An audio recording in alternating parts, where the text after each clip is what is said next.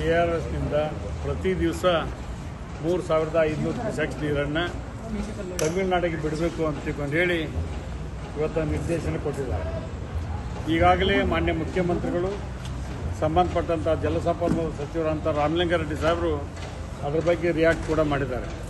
ನಾನು ತಮಿಳುನಾಡಿಗೆ ಕಳೆದ 30 ವರ್ಷದಿಂದ ನೋಡ್ಕೊತಾ ಬರ್ತಾರೆ. ಯಾವಾಗ ಕರ್ನಾಟಕದಲ್ಲಿ ಜಲಾಶಯದಲ್ಲಿ ನೀರು ಇರುವುದಿಲ್ಲ ಆವಾಗ ನಮಗೊಂದು ಪರೀಕ್ಷೆ ಕಾಲ ಬರುತ್ತೆ.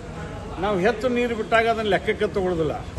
ಇವತ್ತು ಹವಾಮಾನ ಇಲಾಖೆ ವರದಿ ಪ್ರಕಾರ ಇವತ್ತು ನಮಗಿರ್ತಕ್ಕಂಥ ಮಾಹಿತಿ ಕುಡಿ ನೀರಿಗೂ ಕೂಡ ತೊಂದರೆ ಇದೆ. ಮತ್ತು ನಮ್ಮಲ್ಲೇ ನೀರಿಲ್ಲ, ನೀರು ಬಿಟ್ಟು ಏನಾಗಬೇಕು ಅನ್ನೋದು ಜನರು ಮತ್ತು ಕನ್ನಡ ಪರ ಸಂಘಟನೆಗಳು ರೈತರು ಕೂಡ ಎಲ್ಲ ಹೋರಾಟ ಮಾಡ್ತಕ್ಕಂಥದ್ದು ನಾವು ನೋಡ್ತಾ ಇದ್ದೇವೆ.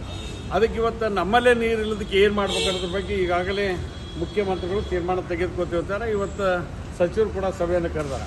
ಅವ್ರು ಬಂದು ಹೇಳ್ಬಿಡ್ತೀನಿ, ಕರ್ನಾಟಕ ರಾಜ್ಯ ಬೇರೆ ರಾಜ್ಯಗಳಿಗೆ ಸಹಾಯ ಮಾಡಲಿಕ್ಕೆ ಭಾಳ ಮುಂದದೇನು. ಇವತ್ತು ತಮಿಳುನಾಡಿಗೆ ಇವತ್ತು ನಮ್ಮ ಮೇಕೆದಾಟಿದೆ, ಅದಕ್ಕೆ ಅವರು ಅಬ್ಜೆಕ್ಷನ್ ಮಾಡಬಾರ್ದು. ನಮ್ಮ ಮಹದಾಯಿ ವ್ಯವಸ್ಥೆ ಇದೆ, ಕಳಸ ಬಂದದಿದೆ, ಅದಕ್ಕೆ ಗೋವಾದವ್ರು ತಕರಾರು ಮಾಡೋದು. ಒಂದು ರಾಜ್ಯ ಒಂದಕ್ಕೊಂದು ಹೊಂದಾಣಿಕೆ ಇದ್ದಾಗ ಸಾಧ್ಯ ಐತಿ. ಕರ್ನಾಟಕಕ್ಕೆ ನಾವು ಆಂಧ್ರಕ್ಕೆ ನೀರು ಬೇಕಾದಾಗ ಬಿಡ್ತೀವಿ, ಮಹಾರಾಷ್ಟ್ರಕ್ಕೆ ಬೇಕಾದಾಗ ಬಿಡ್ತೀವಿ, ಎಲ್ಲ ಕಡೆ ಬಿಡ್ತೀವಿ. ನಮಗೆ ಬೇಕಾದಾಗ ಯಾರೂ ಬಿಡೋದಿಲ್ಲ.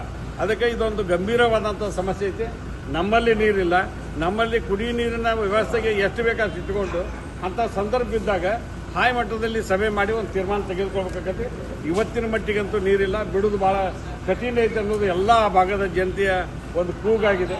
ಅದಕ್ಕೆ ನಮ್ಮಲ್ಲೇ ನೀರಿಲ್ದಾಗ ಹೆಂಗೆ ಬಿಡಬೇಕು ಅನ್ನೋದು ದೊಡ್ಡ ಚರ್ಚೆ ನಡೀತಕ್ಕಂಥದ್ದು. ರೈತರ ಹೋರಾಟಕ್ಕೆ ಸ್ಪಂದನೆ ಮಾಡ್ತಕ್ಕಂಥದ್ದು ನಮ್ಮ ಕರ್ತವ್ಯ ಅನ್ನುವಂಥ ಹೇಳಿಕೆ ಬಯಸ್ತೇವೆ.